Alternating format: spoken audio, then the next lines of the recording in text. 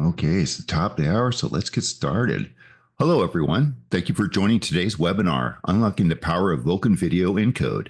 Today, we will discuss the Vulkan Video Encoding API architecture, key concepts and best practices for leveraging GPU acceleration, and the latest AV1 Encode and Quantization Maps capabilities. Our speakers today include Daniel Rákos from RasterGrid, Bejamin Cheng from AMD, and Srinath Kumar Puram from NVIDIA. But first, a couple housekeeping items. If you have any questions during the presentation, please ask using the Q&A feature located on your Zoom toolbar at the bottom of your screen. We are recording this webinar, and we'll share the link to the recording along with the slides on the event's webpage. With that, I'll hand it off to Daniel Rákos from RasterGrid. Daniel? Thank you. I will start by giving some overview of the basics of Vulkan Video Encode APIs to set the stage for the more advanced topics covered by Ben and Srinath. Things we will talk about is how video profiles are described in Vulkan, how to construct them, how video sessions and video session parameters object work, and particularly what are the encode-specific aspects of these objects. And we will also cover other encode-specific features such as video encode quality levels, rate control, and in the end, we will just go through the anatomy of a video encode operation to understand the different codec-independent and codec-specific aspects of encode commands. Please note that while this intends to be a fairly thorough overview, at the same time, it is assumed that people are already familiar with Vulkan, Vulkan video, and video coding concepts in general. So video profiles in Vulkan are described through the VK video profile info structure and its structure chain. The base structure contains basic information about the video profile, including what type of codec is being used, what kind of chroma subsampling and bit depth the color content is represented in. And in addition to that, depending on the codec you use, you also have to include the codec-specific structure in the PNX chain that provides the codec-specific video profile info, which typically consists at least of a profile identifier specific to the particular video compression standard. I'm going to use H.265 encode throughout my samples, but we will also talk about AV1 encode later. It's also worth noting that video profiles for video encode can include optional use case hints that allow the application to provide additional information to the implementation about the type of content being encoded, because implementations may be able to configure the hardware more efficiently for natural content or, for example, screen sharing use cases or low latency versus maximum quality use cases. However, this optional use case information is not part of the video definition, video profile definition itself. So video profiles each have their own set of capabilities. In order to query these, the get physical device video capabilities query must be used. The input to this is the video profile info, and the output is a set of codec-independent, codec-specific, and optionally feature-specific capabilities. The base video capabilities shared across both video decode and encode are provided in the VK video capability structure. Then there's a set of encode-specific capabilities in a separate structure in the structure chain, which is then followed by the codec-specific video encode capabilities and any optional feature-specific capabilities. Similarly, the type of images being used with video coding, such as like encode input pictures, DPB pictures, or quantization maps, have special needs for each video profile and special attributes. So each of the supported video image formats actually have to be queried through another query API called get physical device video format properties. The main input to this is an image, one or more image usage flag describing like what type of image are we querying the formats for. And in the PNX chain, we also have to include VK video profile list info structure, which can provide one or more profiles the specific image format is expected to be used with. Multiple profiles in this list are relevant for transcoding use cases, in which case you're going to need to provide a decode profile and one or more encode profiles in this list to find the common format supported across all those video profiles. The output of this query is an array of format properties. The main format properties are returned in VK video format properties structures containing the Vulkan format, image styling, allowed image create and usage flags, and other information that may be relevant. But each of these structures could have optional extension specific format properties, such as the ones used for quantization maps, but we will talk about this more later. So when one does video encoding, there are different resources that need to be used. First of all, you need the encode input pictures. These are represented by Vulkan images. This is where you store your images that you want to encode. Then there are the DPB pictures, or decoded picture buffer pictures, which are practically the storage for reference pictures. You also need a bitstream buffer to output your encoded bitstream to. Each of these, and in general, all video, image, and buffer resources are created with an explicit list of video profile lists, similar to how you query the format properties for. The only special case is the DPB pictures, which can only target a specific video profile. They are not shareable across video sessions using the different video profiles. And since the video maintenance 1 extension, there's also the possibility to create pictures and buffers with in a video profile independent fashion, which allows for better portability, and at the same time, it may cost some additional memory. Then another key resource used for video encode is the video encode feedback query pool. So this introduces a new encode-specific query type, and it is crucial to retrieve information back about the encoded, the encode operation. Most importantly, these queries are used to retrieve the actual size of the encoded bitstream. And of course, there's the video session and video session parameters object, but we will cover those in more detail. So what are video session objects? So this is a new object type introduced by video coding. They can have one or more memory bindings similar to buffers and images in Vulkan. They practically maintain the state of the video stream being encoded or decoded. Most importantly, they maintain the state of the DPB slots and the associated video picture resources. What does that mean?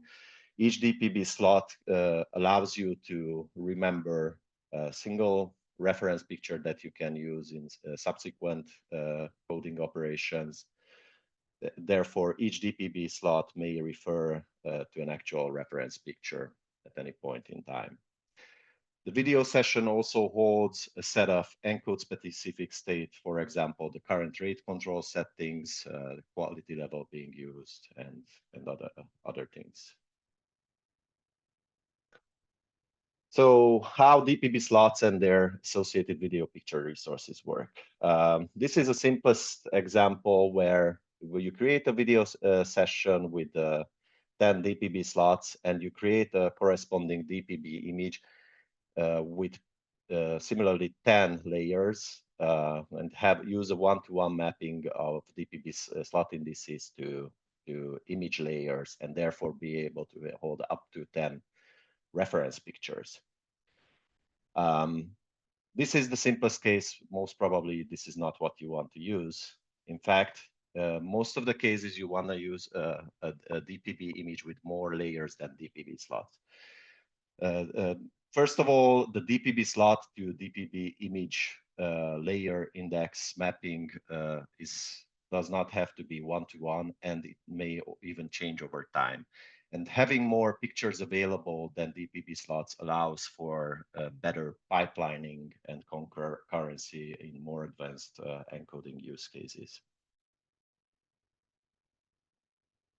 The most flexibility is provided when you actually use separate Vulkan images for each DPB picture, potentially layered ones. So you really flexibility is all there. However, using separate Vulkan images it requires the separate reference images capabilities being supported by the video profile. But this allows even more fine-grained control over the memory usage, because you can allocate and deallocate more or less DPB images over the lifetime of the video session.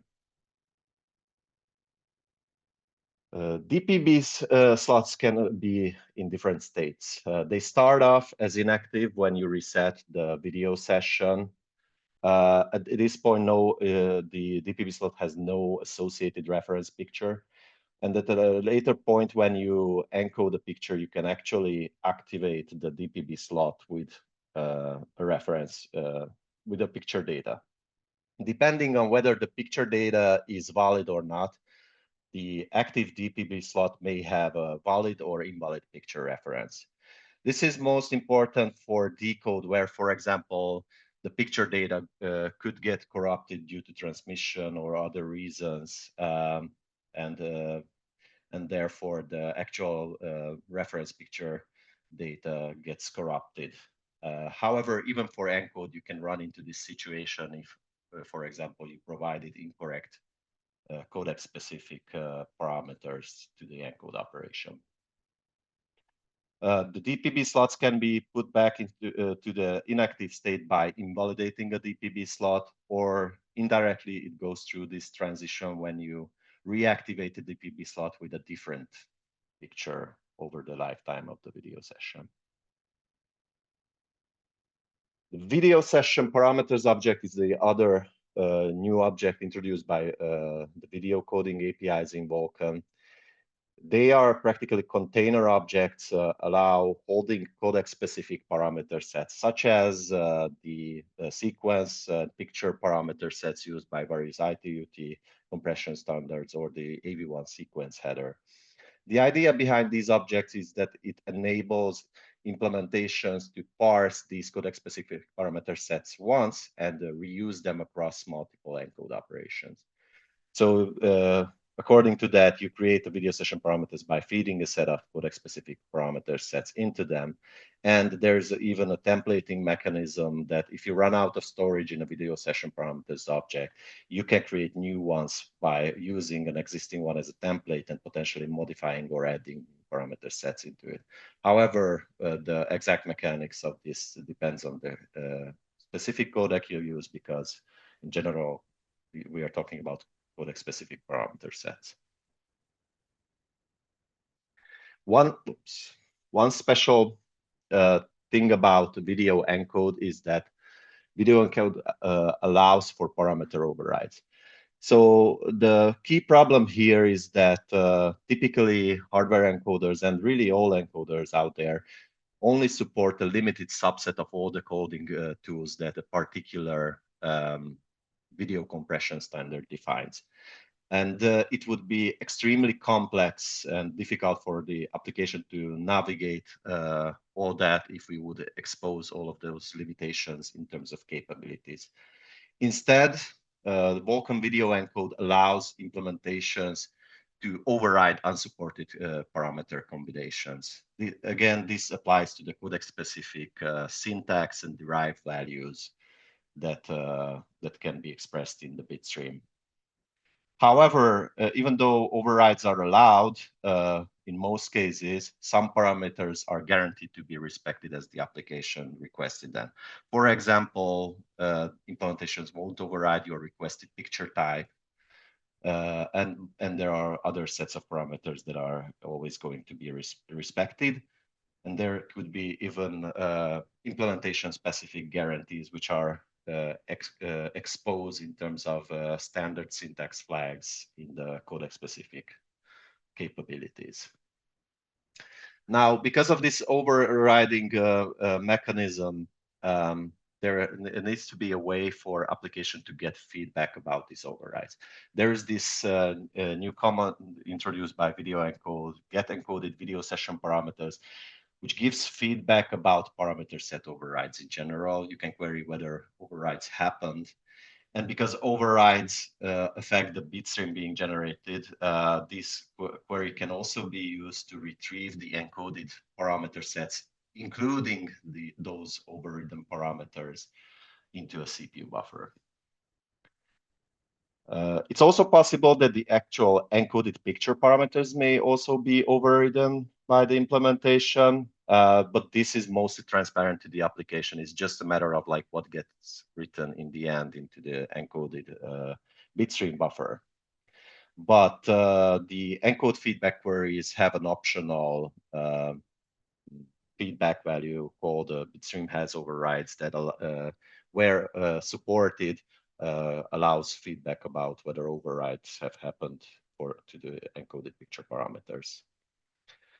In addition, in some cases, application may want to allow the implementation to perform optimizing overrides. That means if the application doesn't care about the specific codec parameters and codec tools being used, it can opt in at a video session creation time to allow the implementation to choose not necessary, but like optimization oriented parameter overrides. Video encode also has this concept of quality levels. They are practically a sort of preset for the encoder, and they are typically optimized for specific use cases by using different sets of coding tools. These are numbered with indices, and you can query recommended settings for specific video encode quality levels with the get physical device video encode quality level properties query. The current quality level itself is part of the video session state. By default, you will start with a quality level of 0, but this can be changed with the command control video coding command with the encode quality level bit. It is important to note, though, again, because different quality levels mean different coding tools being used for the codec. The currently set quality level may affect the overrides. Therefore, the quality level itself is an input to video session parameters creation for video encode. And there are other examples of such parameters that may have an effect on how overrides work. And this diagram practically shows how overrides take effect at different points in the encoding. For example, when you create the video session parameters, you create them with the specific video encode quality level and other override affecting parameters alongside the actual codec parameter specific parameter sets that you want to insert into the new object. And this is where the implementation's specific parameters of the overrides are applied to the parameter sets. Then the get encoded video session parameters query can be used to retrieve the encoded parameter sets, including the overrides, into a CPU buffer on the CPU timeline, while because video session parameters are also an input, an indirect input to the actual encode operation, implementation-specific overrides of picture data can happen when recording and executing the actual encode commands and will be reflected in the bitstream generated into the Vulkan output buffer. Video encode rate control is used to control the bitrate quality trade-off, mostly mostly on a session level. There are different modes supported in Vulkan video encode. By default, all video session starts in the default mode, which is an implementation specific mode without any application specifiable parameters. But most implementations will support one of the other modes. For example, constant bitrate, variable bitrate, or the disabled mode. The disabled mode is when no rate control is actually applied. Instead, the application can control the quality of individual frames, often referred to as like constant QP mode. Again, the rate control state is part of the video session state, can be changed as all other video session state with the control video coding command, this time with the encode rate control bit. And it's also important to note that whenever you start a new video coding scope with the begin video coding command, you have to specify the current rate control state. This is needed not because this changes the current rate control state, it's rather informs the driver about the current settings so that it can record the actual encode commands accordingly. There are a set of codec-independent rate control parameters. Vulkan Video Encode supports multi-layer rate control. That means that if you use temporal coding, you can potentially have different settings for each codec-specific temporal layer, depending on implementation support. There are global settings to rate control, which include the rate control mode itself, the per rate control layer settings, and the virtual buffer parameters. The per layer settings include things like the average or max bitrate, depending on the applicable, depending on what rate control mode you use, and the frame rate the rate control algorithm should assume. There are also a set of codec-specific rate control parameters. All of these are optional, but allow for better rate control decision made by the implementation. For example, it's quite typical to use a regular GOP or group of picture structure when encoding, such as the ones depicted on the right here. So therefore, the codec-specific rate control parameters typically allow you to specify the frame count in the GOP, the consecutive B frames you use, IDR period, and the temporal layer count. And in the per layer settings, you can provide minimum, maximum quantization parameters and maximum frame size. The only thing that is actually enforced is the clamping of the quantization parameters. Everything else is there to provide more input to the rate control algorithm to make better decisions. Moving on to the actual encode operations. So logically, an encode operation does the following. It takes an encode input picture as its main input and produces an encoded bitstream from it. However, most codecs will use reference pictures to allow predicting the data in the encode input picture based on those, and therefore optimize the footprint of the encoded bitstream. So there's also the option to specify one or more active reference pictures to an encode operation. Another interesting thing about encode is that in the process, implementations will typically re-decode the encoded bitstream and produce a reconstructed picture. Now, this reconstructed picture may not match exactly the encode input picture, as most codecs are lossy. And most importantly, this reconstructed picture produced by the implementation can be used to practically activate a DPB slot with it, and therefore mark the picture as usable as a reference picture in subsequent encode operations. Looking at the actual APIs, and this is just the codec independent parts, the main parameters of an encode operation are provided in the VK video encode info structure. Most importantly, you specify the destination bitstream buffer range to use. and the source picture resource, which is the image Vulkan image view representing the encode input picture. Now, the P setup reference slot field specifies a pointer to the reconstructed picture, and the P reference slots array can be used to provide an array of active reference pictures. In both cases, these are represented with VK video reference slot info structures, which contain the DPB slot index to use, either source as a source for the active reference picture list or as a destination for the reconstructed picture, and the DPB picture resource itself through Vulkan image view. One thing to note about the DPB pictures used as reconstructed pictures and the active reference pictures is that they must be bound in the current video coding scope. This happens by specifying them in the parameters of the begin video coding command.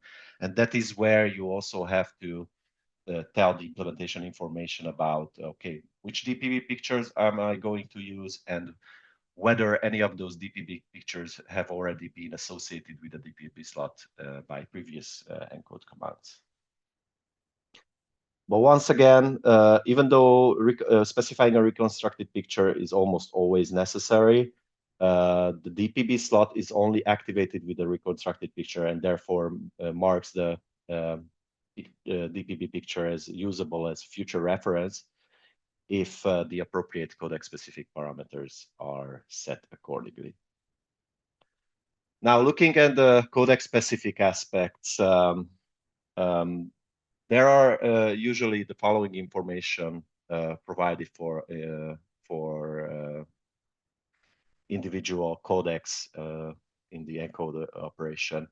Most importantly, there is typically a picture info structure specific to the codec chained to the base VK video encode info structure, which amongst other parameters includes a pointer to the bitstream parameters of the input picture. These bitstream parameters are specified through video standard header structure definitions and practically contain the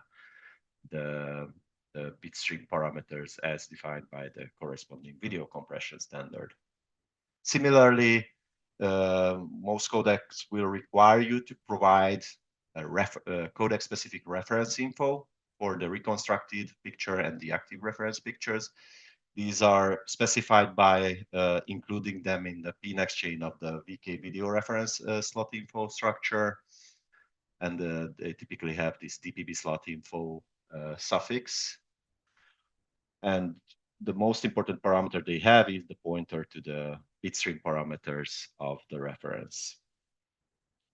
Now, the DPB slot indices and the actual video compression standard specific identifiers of reference pictures may not always align. So there's usually a codec-specific reference to DPB slot mapping. For H.264 and H.265 is based on the bitstream parameters refpicklist 0 and refpicklist 1. Practically, you have the L0 and L1 reference lists are referred through DPB slot indices. And for AV1, there is an explicit reference name to DPB slot mapping array, as Ben will cover it. And with this, I give the word to Ben to talk about the AV1 encode specifics. Yeah, thanks a lot, Daniel, for that great introduction. Great overview of the Vulkan Video Encode APIs. So I'll now be going over some of the specifics about the AV1 Encode extension, which we released in November of last year.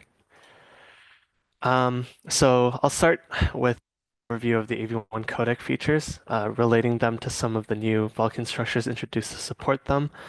And then I'll move on to highlight some of the important parameters in the API that an application should consider. And then going onwards to overrides and capabilities that should be noteworthy. So yeah, first off, I just want to talk briefly about AV1's relevance and adoption. So it's an open source royalty-free codec which competes with H.265 on coding efficiency. Um, and it's much more efficient than H.264.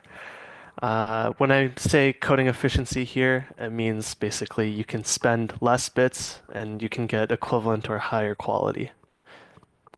Um, so it's still, AV1 is still relatively state of the art. It was released in 2018, but over the years it's been gaining a lot of support in both decode and encode hardware. Diving into the codec details, there's basically two places where relevant parameters for encode come into play. So the first of these is the sequence header, which, as Daniel mentioned, will be held in the video session parameters object. The new encode AV1 specific extension structure allows you to provide the actual sequence header STD structure as a pointer. And we also included a few extra parameters like the decode model info and operating point info, which are encodes only, which would be coded in the sequence header. The second place is the frame header. The frame header we specify in band with the rest of the Vulkan encode info structure. So that's done through this encode AV1 picture info structure attached to the pnex chain. Yeah, moving on, we will discuss a bit about how AV1 handles reference frames. The codec defines the concept of the virtual buffer index, or VBI index slots. There are 8 of these slots, and each of them point to a previously decoded picture.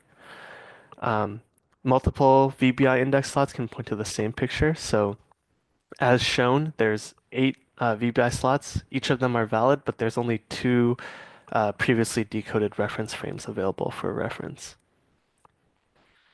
When the decoder receives a frame, there's a syntax in the frame header called refresh frame flags, which indicates, it's a bit mask that indicates which VBI index slots are updated. So after this image finishes decoding, the slots in green are updated to point to the newly decoded picture. So this VBI is used by the codec to track and specify which pictures each frame references. And specifically, each frame has 7 reference names, reference frames, which are assigned names that are listed here, like last, golden, BWD ref, etc. The value of each element in this ref frame index syntax in the frame header is going to indicate, it's going to assign a specific VBI index to each reference name. The names of these references themselves don't really have any semantic meaning, but there are some canonical assignments that you'll see commonly, like last being always the most recent previous frame, and golden being a kind of long-term reference picture. But again, those are mostly canonical assignments. There's not really any codec rules dictating that usage. Some reminders here is that multiple VBI indexes may point to the same picture. And on top of that, each reference name can point to the same VBI slot index. So there's multiple indirections, and each of them can point to the same image. This means that even though there's 7 reference names defined for each and every frame, the effective reference pictures available to the frame might be less than that. Might be less than 7, that is. Another note here is that the reference names are separated into 2 groups, group 1 and group 2, that are shown, and this will come into play later when we talk about compound prediction modes. So AV1 also has the concept of this primary reference frame. The idea here is that aside from pixel data from previously decoded frames, you can also reuse stuff like the entropy encoding probabilities or the CDF data and loop filter parameters and others. So the primary frame syntax in the frame header indicates the reference name that this data should be loaded from. And specifically, there's also a none case, which basically says don't use any of those data. This can improve error resilience in some cases. So we now move on to prediction modes. So first of all, a frame gets subdivided into blocks, and then these blocks can be one of four prediction modes. The first of these is intra, which is kind of the simplest one where no pixel data is taken from another frame. The next one is single reference, where pixel data is taken from a single reference frame. This can be from any reference name, and because these modes are specified per block, this means that a frame that uses only single reference prediction can still refer to multiple reference frames. The last two prediction modes are the two compound modes, which operate very similarly. They take pixel data from two reference frames, put them through a blend function, and then the output of that blend function is used as the prediction. So as I mentioned previously, the reference frames are split into two groups, and this is where they come into play. So unidirectional compound requires that both the reference frames use the same group, and bidirectional compound prediction requires one reference frame from each. To summarize that, basically within a frame, each block has four possible modes.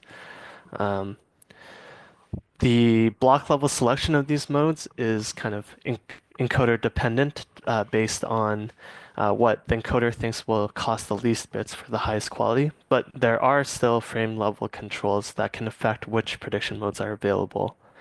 So two of these controls are frame type, which if is specified to be intra-only or keyframe, it will restrict the prediction modes to be intra-only on that frame. And there's also reference select, which can enable or disable the two compound modes. So now I'm going to put everything together and trying to show an example sequence with some relevant syntax. So this is going to be kind of a so-called IBP GOP structure, which starts with an intra frame, that's the I. And then we follow that by a frame that uses both previous and subsequent frames as a reference. So this is a bi-predicted frame. And then the final frame is a P frame or a predicted frame, which uses only previous frames as reference. So to realize this in AV1, we start with a keyframe. There's not much to mention here. And we follow this by our first interframe. So you'll notice immediately that this interframe is the blue frame, which was the last displayed frame in our sequence. This happens because we need to code this frame before the green frame can use it as a reference. So to do that, to make sure that the display order matches up, we set the show frame equals 0 syntax, which means that this frame will be hidden from, will not be displayed, essentially. The frame specifies the VBI index 0 as its last frame reference, and so that means that the first pink frame will be available as a reference, and because there's only kind of one reference frame available here, this will kind of use a mix of intra and single reference prediction. And based on the refresh frame flags, after this frame is decoded, the VBI slot 0 is updated to point to this picture. The next frame is another interframe, which uses the green picture as input. The last and BWD ref reference names are specified to refer to the red and the blue frames. And because there's two reference frames available here, this could use a mix of intra, single, and bidirectional compound. If we instead picked last two instead of BWD ref here, uh, we could use unidirectional compound instead of bidirectional compound. Yeah, finally, to output the frame that we hid initially, this frame header with show existing frame equals 1 needs to be set. And the index, the frame to show map index here specifies which VBI slot will be output directly. So by doing this, we finish our sequence. Yeah. So we'll now view that from the bitstream perspective. So I'm showing here some core elements of an AV1 bitstream and what Vulkan video implementations will output in green and the application's responsibilities in yellow.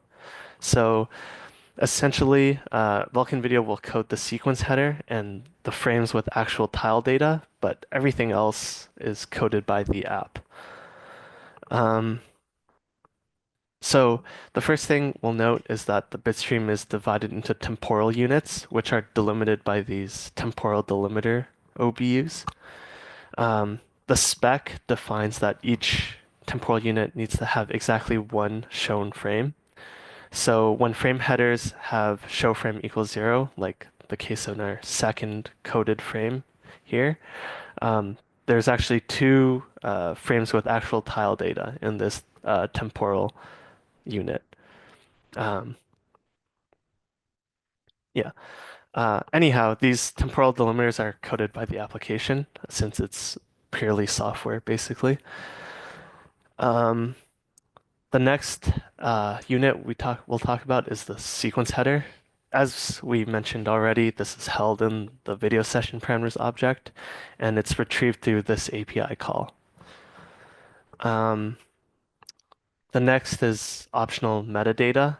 This can be used in cases like HDR to specify like how the color primaries and etc. This is entirely coded by the application. So now we get to a frame. This is the output from like a single AV1 encode operation in Vulkan. In this case, the implementation is free to return either a single frame OBU or a frame header with multiple tile groups or one or more tile groups. This is kind of entirely the implementation's choice. So the next kind of unique unit is the final frame header, which, as we mentioned previously, has the show existing frame equals 1, which tells the decoder to output a previously decoded frame. Because this is just purely a frame header and there's no actual data, this is the application's responsibility. And I guess one note here is that this can mean that temporal units could be entirely coded by the application, like this last one here. So moving on to the actual Vulkan AV1 Encode API, there's a couple of fields related to references. And I guess one thing before we jump into these is that the Vulkan DQB slot indices are associated with unique pictures. But as I pointed out previously, the VBI slot indices are may not be unique.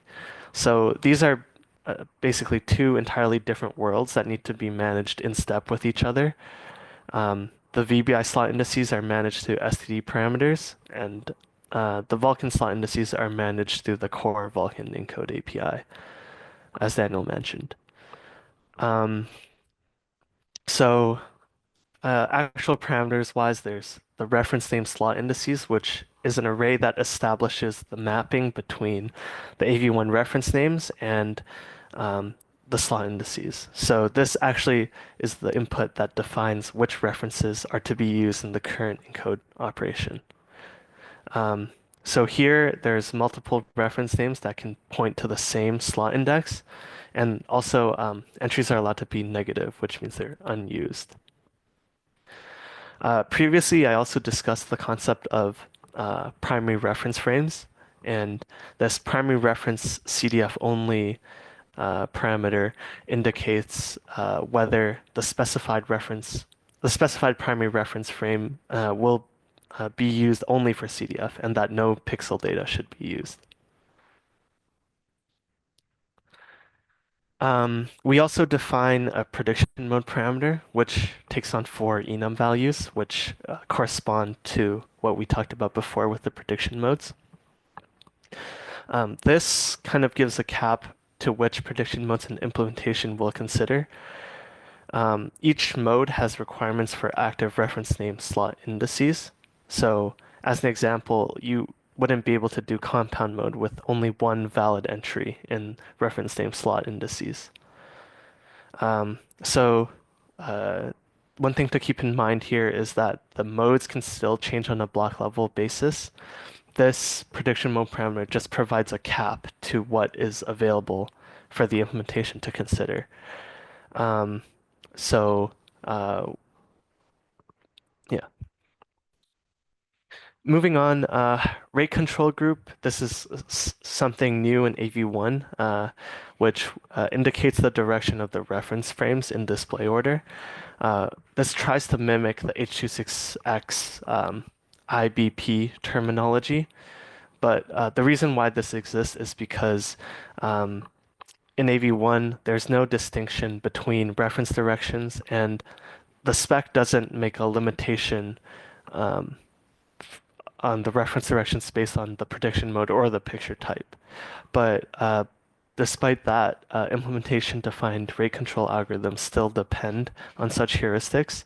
So you can treat this parameter as entirely a rate control hint. So as Daniel mentioned, due to basically complex hardware capabilities and codec rules, implementations are allowed to override many of the codec parameters. In H.264 and H.265, we originally only guaranteed 2 parameters, the primary picture type and the slice type. But this was improved in maintenance too, and video maintenance too. But in the case of AV1 Encode, we started with a much more complete set of guaranteed parameters. We tried to guarantee as many structures and parameters as possible that are irrelevant to the hardware operation, like for example, the decoder model info and the operating point info. We provide guarantees for ref frame index and related reference frame syntax so that applications can have predictable management of the VBI. One notable override in AV1 is the tiling parameters that are specified in the tile info structure. These are not guaranteed, but as with all overrides, it's expected that drivers will try to follow these where possible. Another big override that's unique to AV1 is the effective output resolution, which may be overridden to meet hardware alignment requirements. So there's not really any mandated action to the application to handle this. Implementations will handle it transparently if it needs. But if your application is sensitive to the output resolution, there is a capability called the coded picture alignment, which you can use to determine if and how the override will occur. And based on that, you can use a side channel like container cropping or whatever else your application might have to rectify the situation and do the the cropping out of band. So that gives us a good segue into capabilities. In terms of capabilities, there's a slew of capabilities for each of the 3 inter-prediction modes, which outline 1, the maximum number of reference frames supported, and 2, which reference names those references can be bound to. The first one, the maximum number of reference frames supported does not impose any requirements of the application, but it could allow the application to optimize its reference strategy and DPV reuse, for example. The latter does impose some requirements to which reference name slot indices must be filled, but it doesn't limit which ones can be filled. So that means that applications can try to keep things portable by portable across implementations by specifying more reference names than the implementation will look at. So one unique feature for AV1 compared to H.2.6x is that the sequence header only specifies the maximum dimensions within the sequence. Within a sequence, the max frame width and height -1 parameters. Within a sequence, the frame size override flag can be used to change or use a different resolution within that sequence. But in Vulkan, this is only allowed if the capability on the right is available. Even more than just different resolutions in the same sequence, AV1 actually allows these different frame sizes to reference each other. So, but in Vulkan, that's only available if this capability on the left is available. So the final capability I wanted to call out today is the one related to the primary reference CDF only parameter I went over previously. This is only available if the correspondingly named capability shown here is set. So I guess obviously there's many more capabilities and parameters to consider, but this should have given you a good overview of key things to consider if you're implementing AV1 encode with Vulkan. And with that, I'll hand it over to Srinath to discuss quantization maps. Thank you, Ben. All right. Hello, everyone. I'm going to be talking about quantization maps today. So quantization maps allow you as a user to get final control over the quality of the picture. And this represents an additional layer of quality control on top of what was there prior to quantization maps being available, which are sequence level quality controls through rate control parameters or quality level parameters. And there are two levels of picture level quality controls depending on whether you have rate control enabled or not. It can be either based on the picture type, or when you don't have rate control enabled, it can be based on the quality that you have assigned per slice or tile depending on the codec in use. And quantization maps allow one extra level of control on top of that by allowing you to specify a quality control parameter for every picture region, which is typically smaller than a picture and definitely a slice or a tile. So here I'm just going to be describing a picture region as a square or rectangular block of pixels. I'll make this concept more precise in subsequent slides. And the specified value can be either direct or indirect control. And how that's determined is based on the type of the quantization map. But before going there, I'll cover the use case for quantization maps. So if you consider the image that's shown here, which has some flat regions or regions with low complexity, like the sky and the clouds, and some with high complexity, like the foliage in the foreground, under certain bitrate constraints or quality level constraints, an encoder may choose to assign lower quality to the flat regions because of the lower complexity there, and then assign a higher quality to the complex regions. So it would typically do this by assigning higher quantization parameters or higher quantization values to the blocks corresponding to the flat regions and lower quantization values corresponding to the blocks for the more complex regions. However, that leads to a problem that when the content is decoded, the blocks actually appear in the output. The output is distorted such that you see the blocky nature that was used for encoding purposes, and that doesn't look very pleasant to the eye. So quantization maps provide a way of alleviating that to a certain extent. And that's done by having a quantization map like what I have here on the screen. So you can see from the map that there are negative and positive values in the map. The negative values correspond to the regions which have low complexity. And what they essentially do is that they lower the quantizer to be used for that region.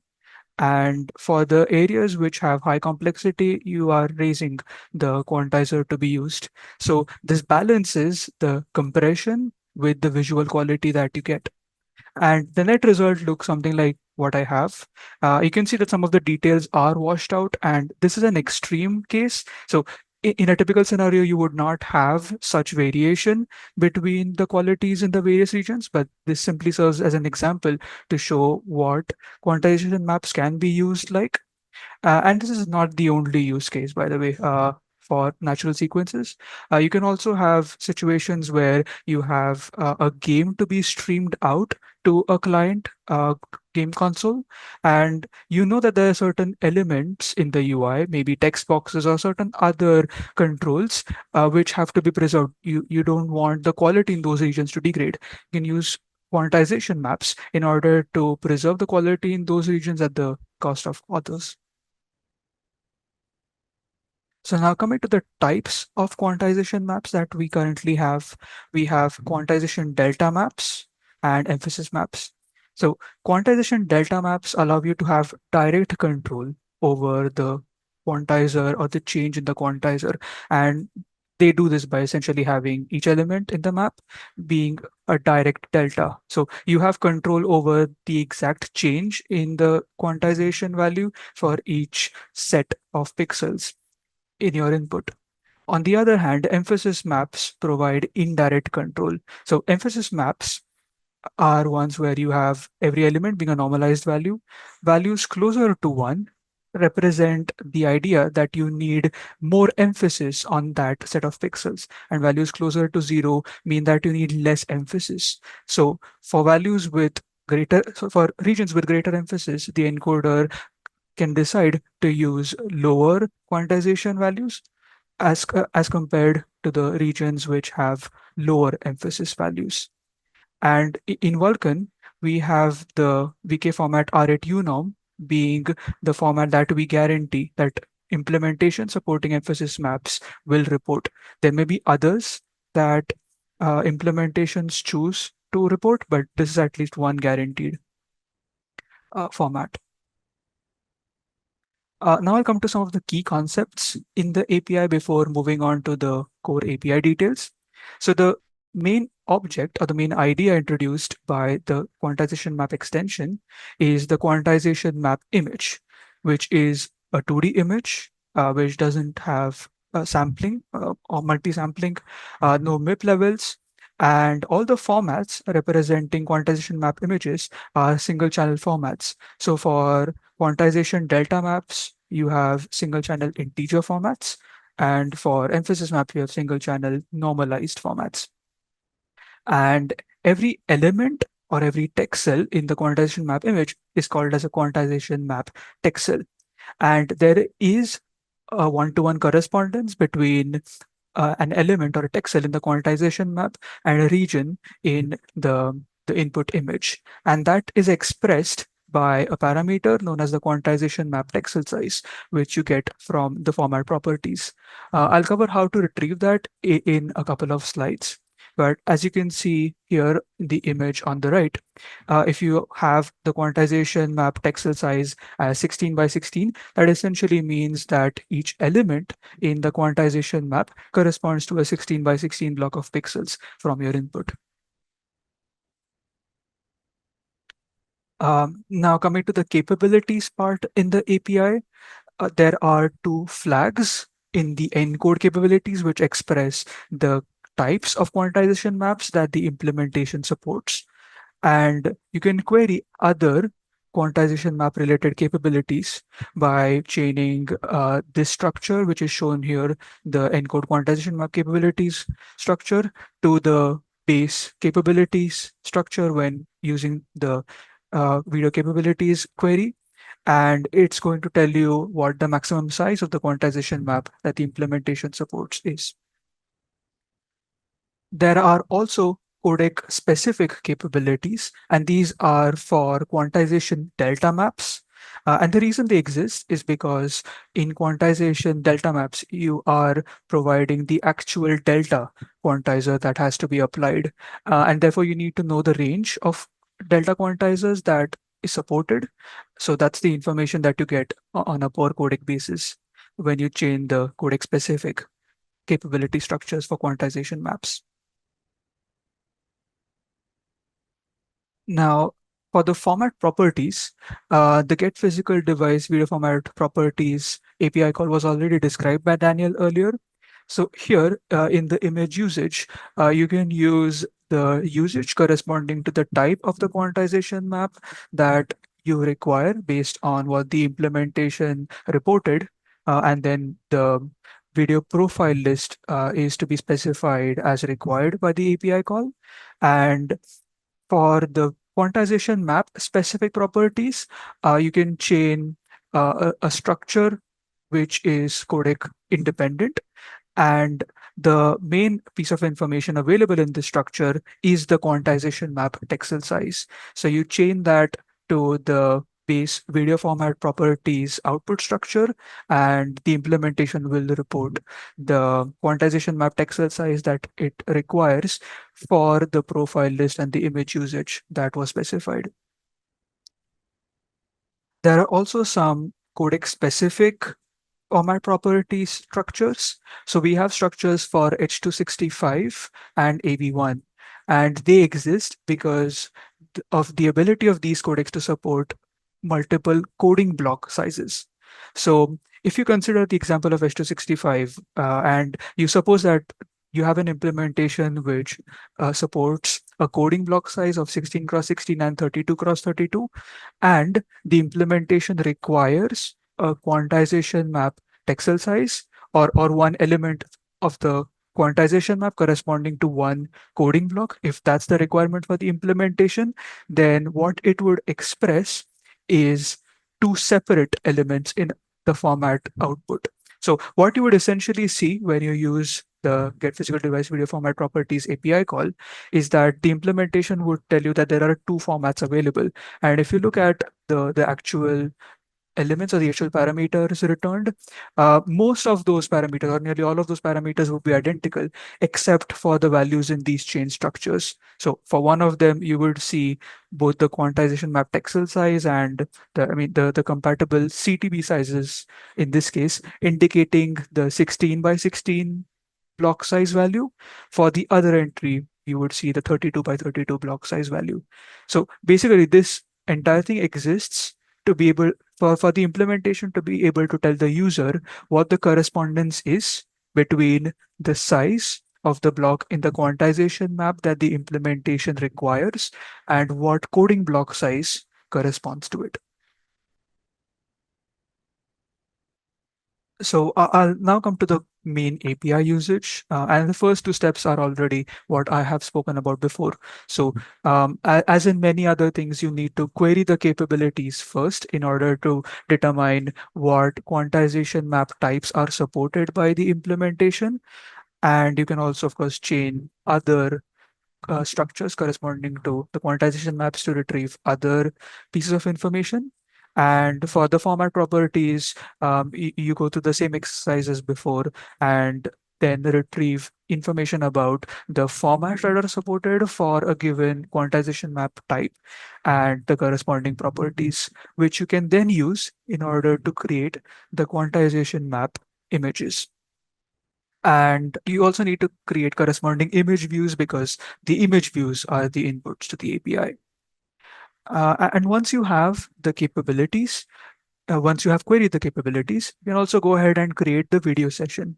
So when creating the video session for quantization map usage, you also need to specify the type of the quantization map that you are going to use along with that session. So only one of those can be used. They are mutually exclusive.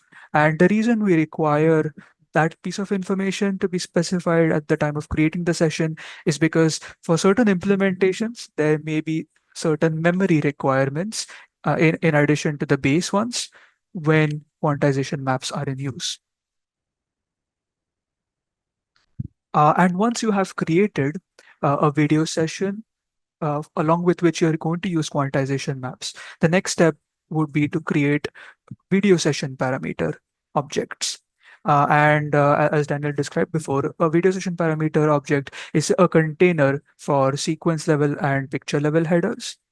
And now when you are going to use quantization maps, you also need to specify some additional piece of information in order to make the video session parameters object compatible with the use of quantization maps. So you need to specify a flag, which basically tells the implementation that you are going to use the object along with quantization maps. And you need to specify the quantization map texel size as an input when creating the video sessions parameter object.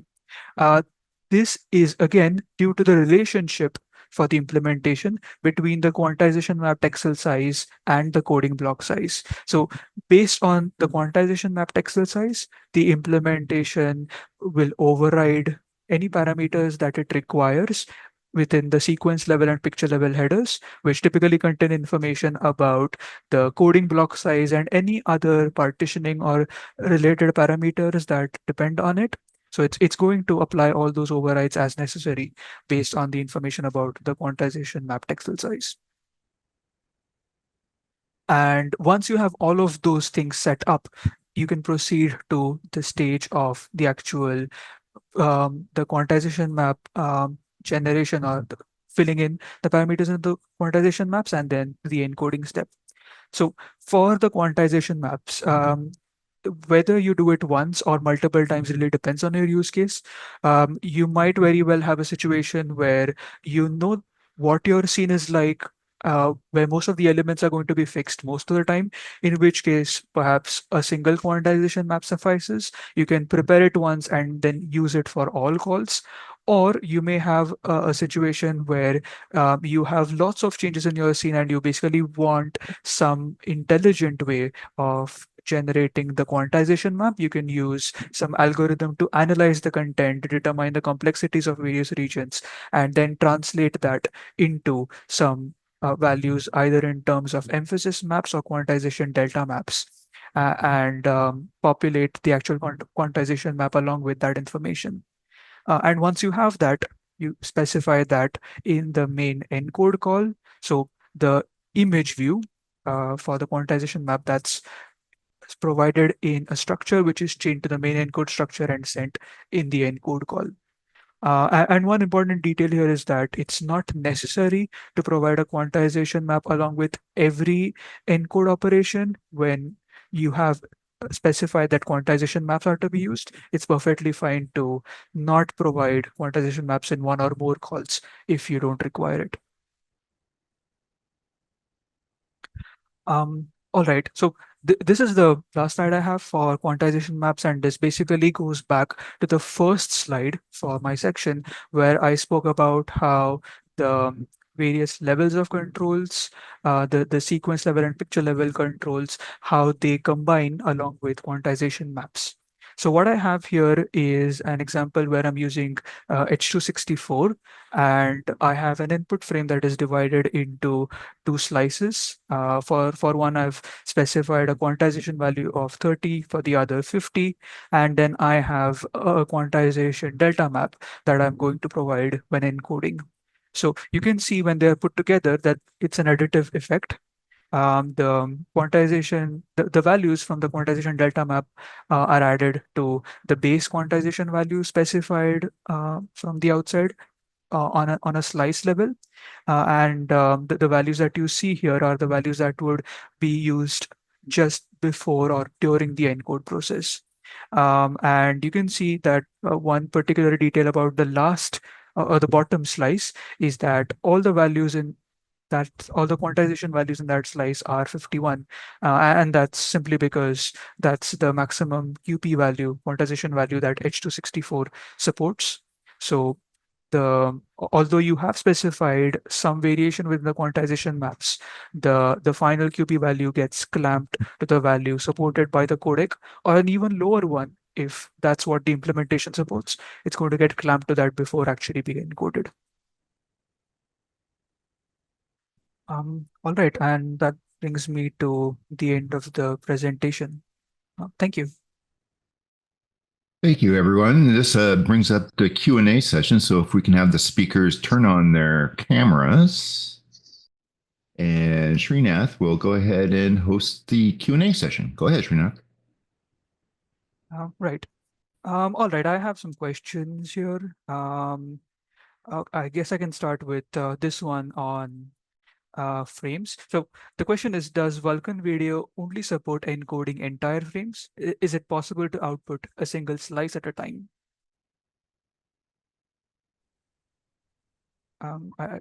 Yes, I can I can go ahead and answer that. Yeah. So the current facility that we have in Vulkan Video is that we accept an entire frame at a time. The user can specify what slices, or for AV1, what tiles can make up that slice. And of course, for AV1, there may be cases where the implementation chooses to override that tile configuration. And the entire frame is encoded by the implementation and received on the outside in the output buffer. So we currently don't support the ability to just output a single slice at a time.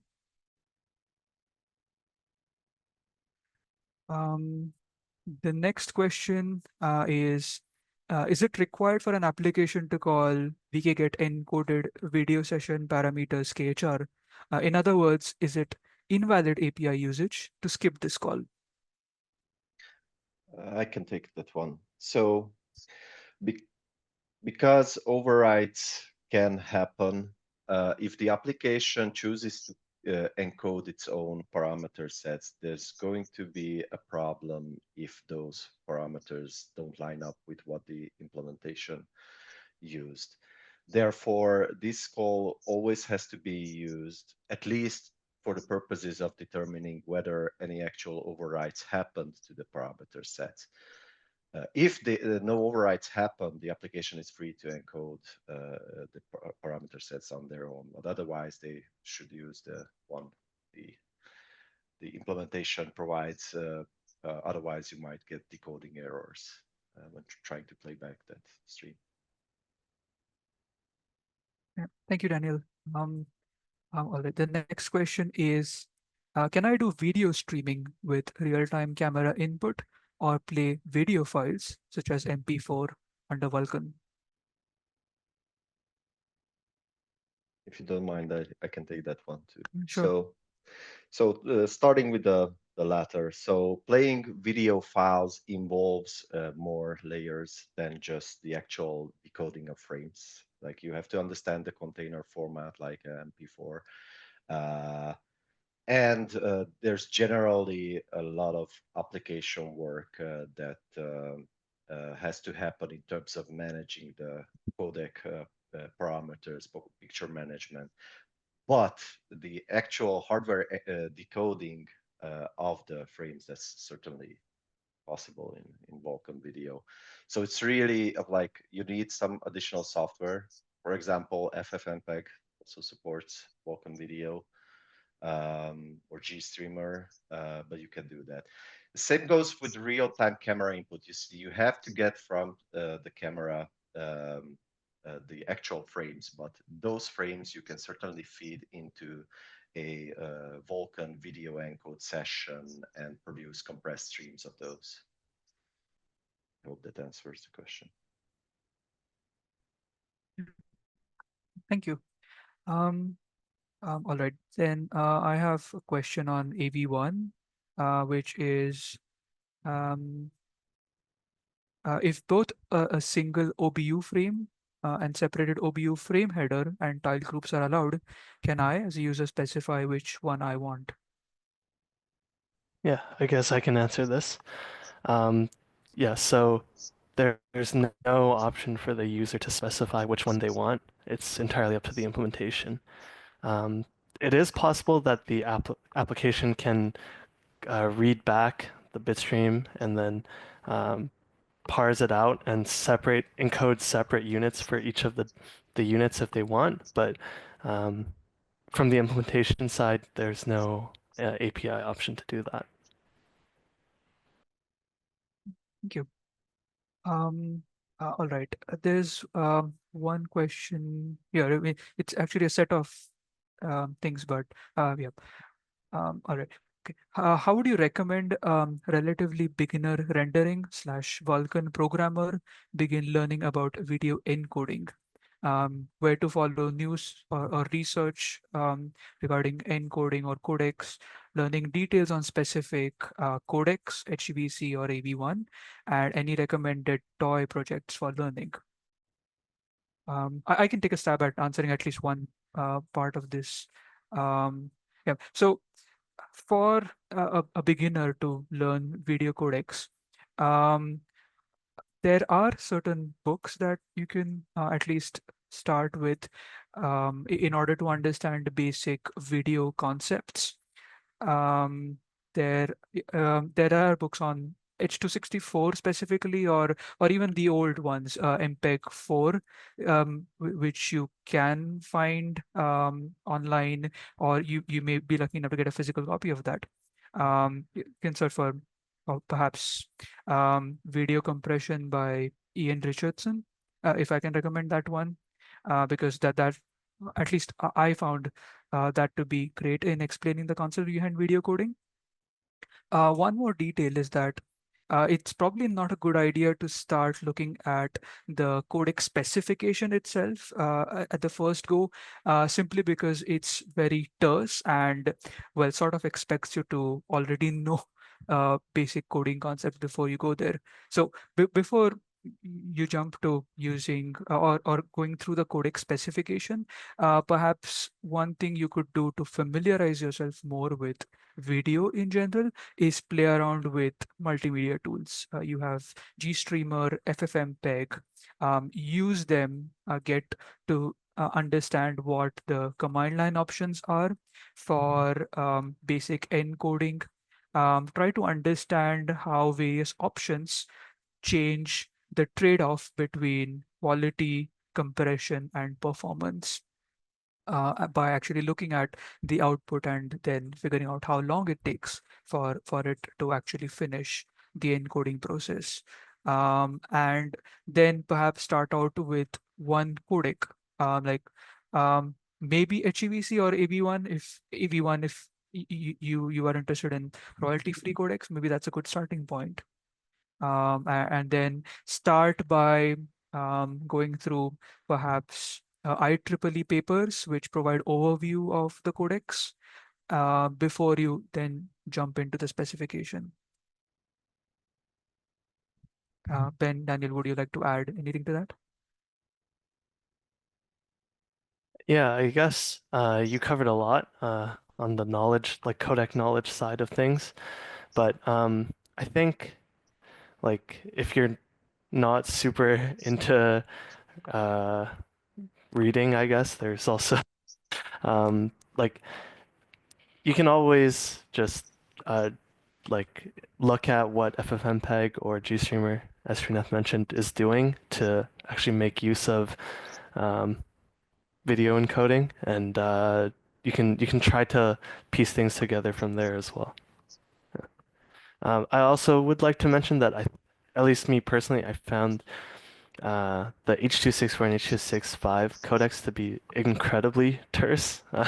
It's they try to define things like super they define things super well, but you have to jump around the spec a lot. I think the AV1 specification is a bit lighter in terms of the verbosity of everything. So even though it's definitely a much more advanced codec in terms of coding features, to get a basic understanding of terminology and how things work, I think it might be a simpler specification to start with.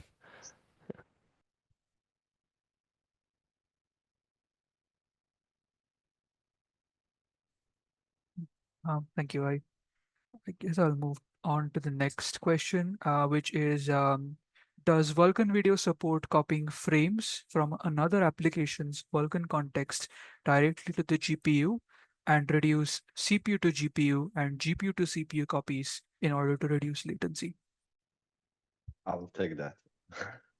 So yes, the greatest thing about Vulkan Video is that it's based on Vulkan. It gets all the infrastructure and functionality Vulkan has, which includes sharing across Vulkan instances, even across processes. So you have the usual resource exporting and importing mechanisms of Vulkan, and you can use that together with Vulkan Video and practically not just avoid GPU to CPU round trips, but like copies altogether are possible depending on your use cases. So yes, definitely like you can achieve such latencies with Vulkan Video and the Vulkan interop in process or across process that you probably cannot really get from any traditional video coding APIs. Thank you. All right. The next one is why is the quantization map texel size parameter an extent pair or a weak extent 2D rather than a bit mask? I can take this one. So the idea behind expressing that as an extent rather than a bit mask is that um, if you had to express that as a bit mask, you would have to enumerate all the possible combinations that every implementer ever has to support for the quantization map texel size. So what we found out when developing this is, of course, that there are implementers who express only a fixed set of values, but that's not guaranteed. And the granularities that implementers may require either now or in the future could change dynamically based on many parameters that are input to the encoding process. So we felt that it's just a safe bet to design it as an extent rather than defining a fixed set of bits for that and then have the API express that as a bit mask.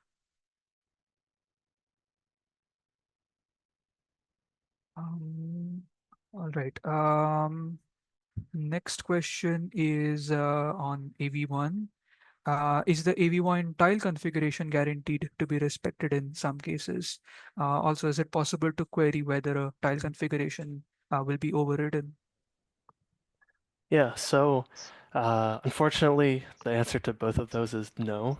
There's no guarantee that they'll be respected in any case, and there's also no way to query whether it will be overridden or not. This is just because of some hardware limitations. It was just like all the other overrides, it was difficult to express all the possible forms that um, all the possible limitations that hardware could have. There are some capabilities to describe tiling related restrictions. So the hope is that in the typical use cases, you can follow those and you'll be about where you would land. You should, like, the implementation should follow whatever you said, but there are cases where it cannot and therefore will be overridden. Yep, thank you. And I think we're down to our last question. I can see, will the granularity of the quantization map texel size affect partitioning of the macro blocks, CTBs or super blocks? In other words, if the quantization map texel size is 8 cross 8, does that mean that my MBs will be partitioned into 8 cross 8 blocks? Yeah, should I take this one? I can answer it if you want. Yeah, Sure.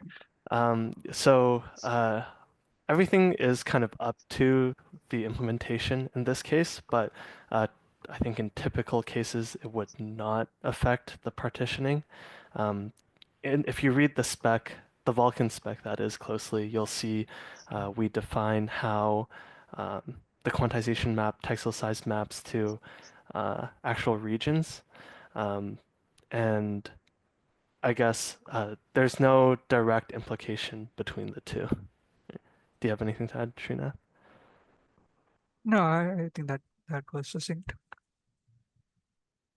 All right. Thank you, Srinath. Thank you, Ben. Thank you to all our Vulkan video speakers today. We truly appreciate your time and effort.